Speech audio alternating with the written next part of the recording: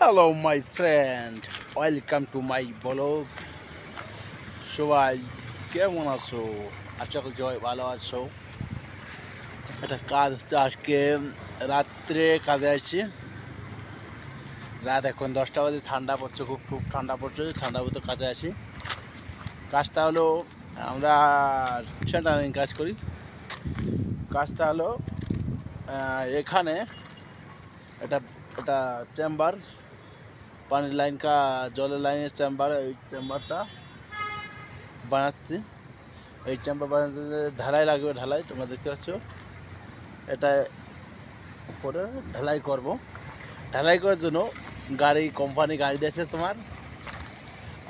রাত 10:30টার সময় গাড়িটা আসবে। এখন বাজে রাত 10টা। এখন আমরা আজ 30 মিনিট আগে আসি।